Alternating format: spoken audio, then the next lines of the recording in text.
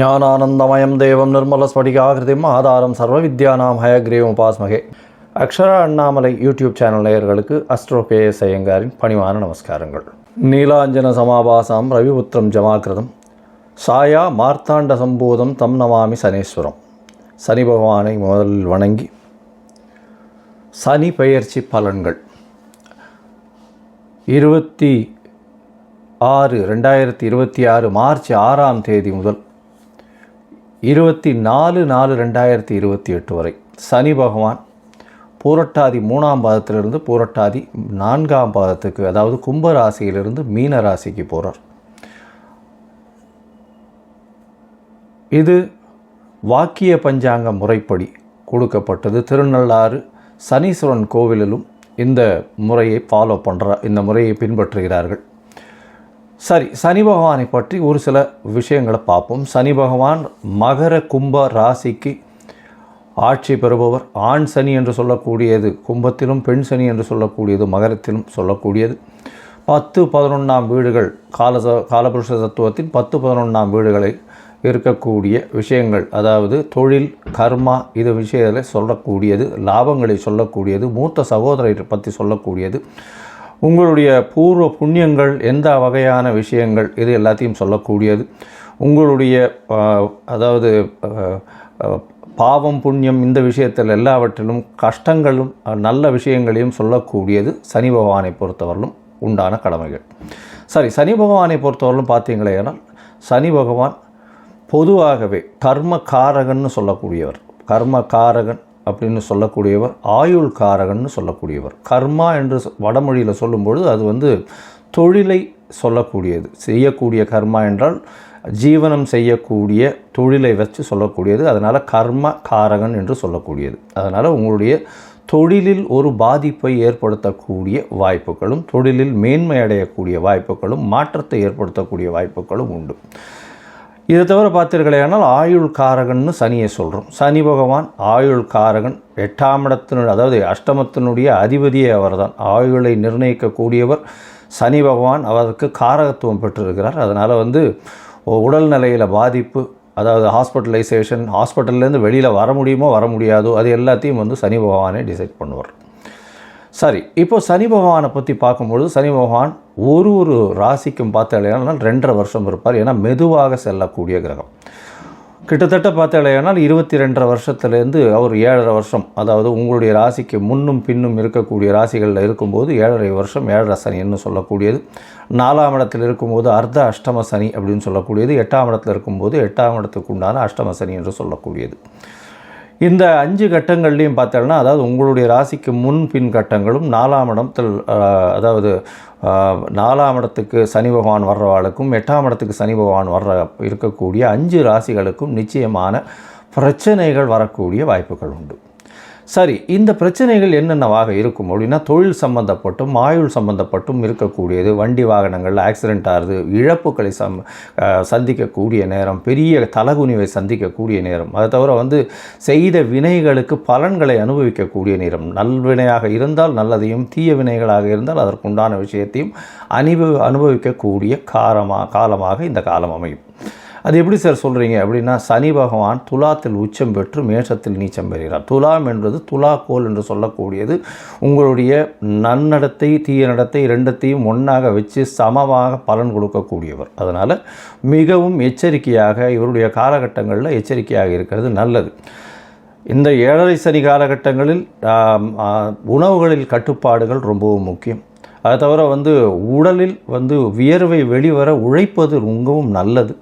அது தவிர கீழ்த்தட்டு மக்களுக்கு உதவி செய்வது மிகவும் நல்லது. அதாவது எளிய பரிகாரம்னு சொன்னால் இந்த எளிய பரிகாரம். இதை தவிர பார்த்தோம்னா, பொதுவாகவே திருநள்ளாறு சனீஸ்வரன் கோவில் வாரம் சனிக்கிழமை கோவிலுக்கு போய் அந்த நவகிரகத்தை சுற்றிட்டு வர்றது. அது தவிர சனிக்கிழமைக்கு எள் விளக்கு போடுறது, குறைந்தபட்சம் 3-8 வெள்ளி விளக்காவது போட்டுட்டு வர்றது. அது தவிர 8 வாரங்கள் சென்று சுற்றி வருவது.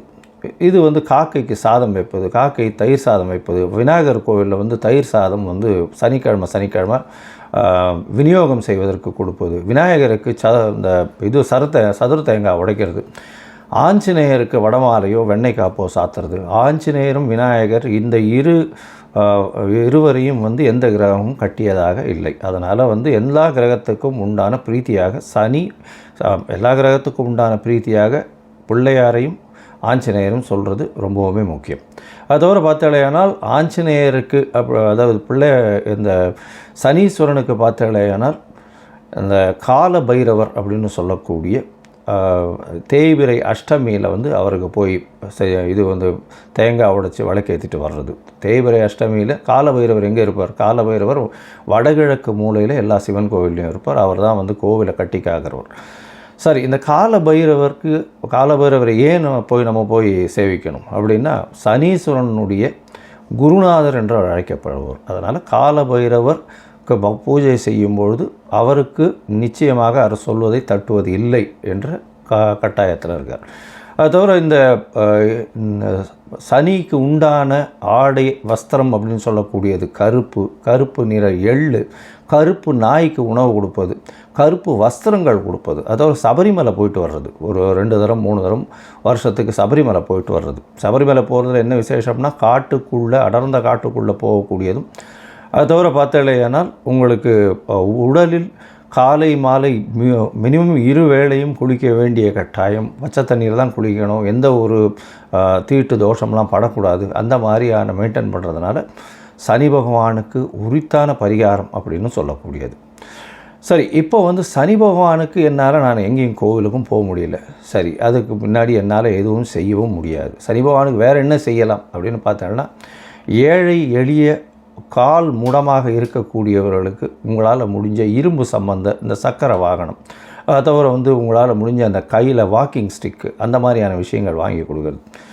சனி பகவானுக்கு அப்படின்னு சொல்லும்பொழுது மூத்த குடிமக்கள், அதாவது சீனியர் சிட்டிசன்ஸ் ஹோம், அதாவது கைவிடப்பட்ட சீனியர் சிட்டிசன்ஸ் ஹோமுக்கு வந்து உங்களால் முடிஞ்சது தானமாக கொடுக்கறது. அதாவது சாப்பாட்டு விஷயங்கள் தானமாக கொடுக்கறது. முகத்தில் அடிபட்டு முகம் வந்து க்ஷீணமடைஞ்சு அந்த மாதிரி இருக்கக்கூடிய பீப்புளுக்கு வந்து உங்களால் முடிஞ்சது தானம் பண்ணக்கூடியது.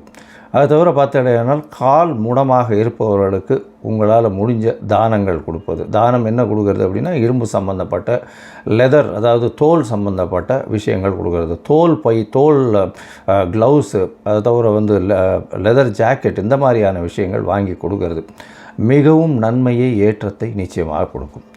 சரி, இது எதுவுமே நம்மளால் பண்ண முடியல அப்படின்னா வேறு என்ன பண்ணுறது அப்படின்னா, சனி பகவானுக்கு உண்டான ஒரு எளிய காயத்ரி மந்திரம். ஓம் காகத்வஜாய வித்மஹே கட்காஸ்தாய தீமஹி தன்னோ மந்த பிரச்சோதயாத்து அப்படின்னு சனி பகவானுக்கு உண்டான சனீஸ்வர காயத்ரி மந்திரம் இருக்குது. அந்த சனீஸ்வர காயத்ரி மந்திரம் ஒரு நாளைக்கு 8 முறை ஜபிக்கிறது மிகவும் விசேஷம். அதுவும் முடியாதவர்கள் சனிக்கிழமைகளில் கார்த்தால சனி ஹோரையில் ஒரு 8 முறை வந்து அதை உபாசனம் செய்யறதன் மூலியமாக சனி பகவான் மூலியமாக வரக்கூடிய வந்த பிரச்சனைகள் தீரக்கூடிய வாய்ப்பு உண்டு. அருகில் இருக்கக்கூடிய இந்த வெயில் காலத்தில் வந்து கருப்பு கொடை தானமாக வாங்கி கொடுக்கறது, இதெல்லாம் ரொம்ப எளிய பரிகாரம். செருப்பு வாங்கி தானமாக கொடுக்கறது, இதெல்லாம் ரொம்ப எளிய பரிகாரம். அதோடு பார்த்தோம்னா, சனி பகவான் உங்களுடைய எந்த ராசியில் இருக்காரோ, அதாவது இப்போ மீன ராசியில் இருக்கார், மீன ராசியிலிருந்து அவருக்கு 3, 7, 10 என்ற 3 பார்வைகள் உண்டு. சனி பகவான் இருக்கும் இடத்தை விட பார்க்கும் இடத்தை அதிகமாக கெடுப்பார். பார்க்கும் இடம் 3ஆம் இடம் அப்படின்னா, 3ஆம் இடம் அப்படின்ற வர்றது வந்து பார்த்தோம்னா ரிஷபம் வருது, கன்னி வருது. அது தவிர பார்த்தேனால் விருச்சிகம் வரும், அதாவது 10ஆம் இடம்னு சொல்லக்கூடியது தனுசு வரும். இந்த 3 இடத்தையும் கெடுக்கக்கூடிய வல்லமை அவருக்கு உண்டு. அதனால் இந்த 3 இடமும் யார் யாருக்கு என்னென்ன பாவங்களாக வருதோ அது வந்து கெடக்கூடிய வாய்ப்புகள் மிகவும் அதிகம். இப்போது ஒரு ராசியாக மேஷம் முதல் மீனம் வரை இந்த சனி பகவானின் மாற்றம் கும்பத்திலிருந்து மீனத்திற்கு வாக்கிய பஞ்சாங்கப்படி என்னென்ன மாறுதல்களை கொடுக்கும் அப்படின்னு பார்க்கலாம். ரிஷபம், கிருத்திகை, ரோகிணி, மிருகசீரிஷம், இந்த 3 நட்சத்திரம் 9 பாதங்களை கொண்ட ராசியின் அதிபதி அப்படின்னு சொல்லக்கூடியவர் சுக்கிர பகவான். பொதுவாகவே ரிஷபராசிக்காரர்களுக்கு சனி பகவான் ஒரு திரிகோண கேந்திரத்தின் அதிபதி அப்படின்றதுனால ரிஷபராசிக்கு சுக்கிரன் வீடுகளுக்கு பார்த்தேனால் நல்ல ஒரு ஏற்றத்தை எப்பொழுதுமே கொடுப்பார். அவர்களுக்கு எந்த விதமான பிரச்சனைகளையும் கொடுப்பதில்லை. இருந்தாலும் இந்த சனி பகவான் மாற்றம் எந்த மாதிரியான ஏற்றத்தை கொடுக்கும் அப்படின்னு பார்த்தோமே ஆனால், கும்பத்தில் இவ்வளோ நாள் 10ஆம் இடத்துல சனி பகவான் இருந்தார். இப்போ 11ஆம் இடம் லாபஸ்தானத்தில் போகிறார். நல்ல ஒரு ஏற்றமான விஷயம், அதீதமான பணவரவு. ஏன்னா லாபத்தில் போய் சனியே போய் உட்கார்றார் அப்படின்னா நேர்மையான பணம் அதிகமாக வரக்கூடிய காலகட்டமாக அமையும். தொழிலில் அதீதமான பணம் வரும். நேர்மையாக சம்பாதிக்கக்கூடிய எந்த ஒரு விஷயமும் நிச்சயமாக தங்கும். ஏன்னா சனி பகவானை பொறுத்தவரையிலும் நேர்மையான விஷயங்களில் இருப்பவர்களுக்கு நிச்சயமாக அந்த பணம் தங்கக்கூடிய வாய்ப்புகள் உண்டு. நேர்மையாக செய்யக்கூடிய எந்த ஒரு தொழிலும் நல்ல ஒரு ஏற்றம் இருக்கக்கூடிய காலகட்டமாக அமையும். இந்த சனி பகவான் 11ஆம் இடத்துல இருக்கார். 11ஆம் இடம் அப்படின்னு சொல்லக்கூடியது பணபரஸ்தானத்தில் வந்து லாபஸ்தானத்தை குறிக்கக்கூடியது. லாபஸ்தானம்னு சொல்லக்கூடியது பொதுவாகவே ஜோதிட சாஸ்திரத்தில் சொல்லும்பொழுது இந்த பணபரஸ்தானத்தில் இல்லை லாபஸ்தானத்தில் வந்து தீய கிரகங்கள் இருந்ததே ஆனால், இயற்கை அசுபர்கள் இருக்குமே ஆனால் அதில் மிகப்பெரிய ஏற்றம் இருக்கும். பணம் அதிகமாக வரக்கூடிய வாய்ப்புகள் நிச்சயமாக உண்டு. தொழிலில் மிகப்பெரிய ஏற்றம் இருக்கக்கூடிய காலகட்டமாக அமைய போகிறது. உங்களுடைய ராசிக்கு 11ஆம் இடத்துல இருக்கிறதுனால மூத்த சகோதரர்களோட சிறு பிணக்கு வரக்கூடிய காலகட்டமாக அமையும். இதை தவிர பார்த்தீங்கன்னா உங்களுடைய ராசிக்கு 11ஆம் இடம் அப்படின்னு சொல்லும்பொழுது நீங்கள் நினைச்சது எல்லாமே கைகூடக்கூடிய காலகட்டமாக இருக்கும். மூத்த சகோதரர்கள் மூலியமாக சிறு சிறு பிணக்கு இருக்கும். வெளிநாடு போய் படிக்கக்கூடிய வாய்ப்புகளை ஏற்படுத்தி கொடுக்கும். 2வது திருமணத்திற்கு பார்த்து கொண்டிருப்பவர்களுக்கு மே மாதத்திற்கு மேலே 2வது திருமணத்திற்கு வாய்ப்பும் கிடைக்கும். ஏன்னா அப்போ பார்த்தீங்கன்னா மே மாதத்துக்கு மேலே குருவினுடைய பெயர்ச்சியும் ஆகும். சனியை வேற பார்ப்பார். தன்னுடைய வீட்டையே குரு பகவான் பார்க்குறார். அதனால் நல்ல ஒரு ஏற்றம் இருக்கக்கூடிய காலகட்டம். குரு 7ஆம் இடத்தையும் பார்க்குறார். சரி, இந்த சனி பகவான் உங்களுடைய ராசிக்கு 11ஆம் இடத்துல இருந்து அவருடைய பார்வை உங்களுடைய ராசியின் மேலே செலுத்துகிறார். இதன் மூலியமாக பார்த்தோம்னா உடல் நலத்தில் சற்று பின்னடைவு இருக்கும். அது தவிர பார்த்தோம்னா தீர்க்கமான முடிவுகள் எடுக்கிறதுக்கு சற்று அதாவது கொஞ்சம் தள்ளாடக்கூடிய வாய்ப்புகள் நிச்சயமாக உண்டு. பேச்சில் நிச்சயமாக கவனம் வேணும். அது தவிர உங்களுடைய உடல்நிலையில் சற்று கவனமாக இருக்கிறது ரொம்பவும் நல்லது. வெளிநாடு வெளியூர் போகக்கூடிய வாய்ப்புகளை இந்த காலகட்டத்தில் நிச்சயமாக கொடுக்கும். உங்களுடைய ராசிக்கு பார்த்தலையானால் 5ஆம் இடம் அப்படின்னு சொல்லக்கூடிய இடத்த சனி பகவான் பார்க்குறார். இந்த 5ஆம் இடத்தை பார்க்கும்பொழுது குழந்தை பிராப்தி ஏற்படுவதை சற்று நிச்சயமாக பிரச்சனைகளை ஏற்படுத்தக்கூடிய, குழந்தை பாக்கியத்தில் பிரச்சனைகளை ஏற்படுத்தக்கூடிய காலகட்டமாக இந்த காலகட்டம் அமைய போகிறது. ஏன்னா 5ஆம் இடத்தை சனி பார்க்கும்போது சனி பகவான் இருக்கும் இடத்தை விட பார்த்த இடம் பாழ்னு சொல்லுவாள். அதனால் சனி பகவான் 5ஆம் இடத்தை பார்க்கும்போது நிச்சயமாக பிரச்சனைகள் ஏற்படக்கூடிய வாய்ப்புகள் உண்டு. உங்களுடைய ராசிக்கு பார்த்தோன்னா சற்று பதவி புகழ் அந்தஸ்து கௌரவத்தில் சற்று கலங்கம் ஏற்படும் அப்படின்ற மாதிரி வரும். ஏன்னா 5ஆம் இடத்தை பார்க்கும்போது குழந்தைகள் மூலியமாக சற்று பிரச்சனைகள் வரக்கூடிய வாய்ப்புகள் உண்டு. அது தவிர படிக்கக்கூடிய மாணவ மாணவியர்களுக்கு ஏற்றங்கள் கொடுக்கக்கூடிய காலகட்டமாக அமைய போகிறது. உங்களுடைய ராசிக்கு 8ஆம் இடத்தை சனி பகவான் பார்க்குறார். 8ஆம் இடத்தை சனி பகவான் பார்க்குறார் அப்படின்னா மறைந்த இடத்திலிருந்து பணவரவிற்கு நிச்சயமாக ஏற்றம் கிடைக்கக்கூடிய வாய்ப்புகள் உண்டு. இந்த காலகட்டத்தில் பார்க்கும்பொழுது உங்களுடைய ராசிக்கு நீங்கள் நாமக்கல் சென்று ஆஞ்சநேயரை வழிபடுறது மிகவும் முக்கியம். இந்த காலகட்டத்தில் பார்த்தலையானால் இந்த ஏழை மக்களுக்கு, அதாவது ஃபிசிக்கலி சேலஞ்சு பீப்புளுக்கு உங்களால் முடிஞ்ச அளவுக்கு ஹெல்ப் பண்ணக்கூடியது, அதாவது பொருள் உதவி பண்ணுவது மிகவும் முக்கியம். சாப்பாடு உதவி பண்ணுவது மிகவும் முக்கியம். அந்த பொருள் உதவின்னு சொல்லக்கூடியது வந்து அவர்கள் செய்யும் தொழிலுக்கான அந்த விஷயங்களை வாங்கி கொடுக்கறது ரொம்பவும் முக்கியம். அதாவது உடல் உழைப்பை நம்பி பழைப்பவர்களாக இருந்தார்களே ஆனால் அவர்களுக்கு இந்த உளி, தவிர கடப்பாறை, இந்த மாதிரியான விஷயங்கள், பாண்டு, இந்த மாதிரியான விஷயங்கள், அதாவது கன்ஸ்ட்ரக்ஷன் துறையில் இருக்கிறவங்களுக்கு இதெல்லாம் வாங்கி கொடுக்கறதன் மூலியமாக, அது தவிர எண்ணெய், கோவிலில் வந்து எண்ணெய் வாங்கி கொடுக்கறது, நல்லெண்ணெய், செக்கு எண்ணெய் வாங்கி கொடுக்கறது, அது தவிர வந்து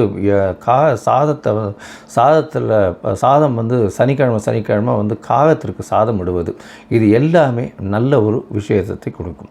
மொத்தத்தில் பார்க்கும்பொழுது இந்த ரிஷபராசிக்காரர்களுக்கு மிகவும் ஏற்றமான காலம். 11ஆம் இடத்தில் இருக்கக்கூடிய சனி பெரிய ஏற்றத்தை கொடுக்கும். பணத்தை அதிகமாக கொட்டி கொடுக்கக்கூடிய, லாபத்தை கொடுக்கக்கூடிய வாய்ப்புகள் நிச்சயமாக அதிகம். இந்த காலகட்டத்தில் மூத்த சகோதரர்களோட சிறு சிறு பிணக்கு இருக்கக்கூடிய வாய்ப்புகள் நிச்சயமாக உண்டு.